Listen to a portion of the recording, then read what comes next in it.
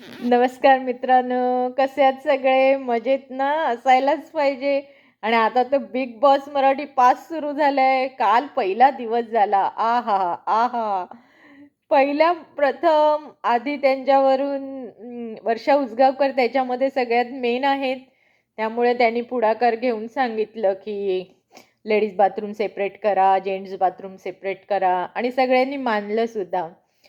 त्यानंतर मग त्यांनी बेडची विभागणी करायला सांगितली, की लेडीजनी एका साईडला झोपा, जेंट्सनी एका साईडला झोपा. मग त्याच्यावरून पण जास्त काही वादविवाद झाले नाही. सगळे ॲग्री झाले आणि सगळे लेडीज एका साईडला आणि सगळे जेंट्स एका साईडला झाले. त्यानंतर त्यांना ब्रेकफास्ट मिळत नव्हता, पाणी गेलं होतं. पहिल्याच दिवशी त्यांची ही अवस्था झाली होती. सगळेजण बिग बॉसकडे रिक्वेस्ट करत होते, की आम्हाला पाणी द्या, खायला द्या. नंतर काही वेळाने त्यांना ब्रेकफास्ट बाहेर दिला असं सांगितण्यात आलं. मग सगळे धावत-धावत तिथे गेले. मग तिथे गेल्यावर त्यांना कळलं, की हा ब्रेकफास्ट आपल्यासाठी नाहीच आहे. मग परत सगळे हिरमुसले झाले. मग तिथे त्यांना एक टास्क दिला गेला. त्याच्यामध्ये त्यांनी बिग बॉसनी सांगितलं, की ह्याच्यामधून 3 असे तुम्ही निवडा, की जे निर्णय घेऊ शकत नाहीयेत. ह्या खेळामध्ये पुढे जाण्यासाठी निर्णय घेऊ नाही शकत आहेत.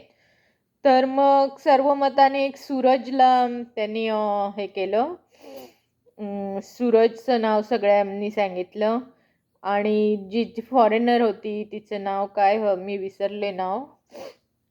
तिला केलं आणि तिसरा तो तिसऱ्याचं पण मी नाव विसरले, पण त्याला ज्याला मटण आवडतं तो. त्याने स्वतःहून घेतलं कारण ही 2च पात्र त्या सगळ्यांचं नाव मिळून निवडली होती.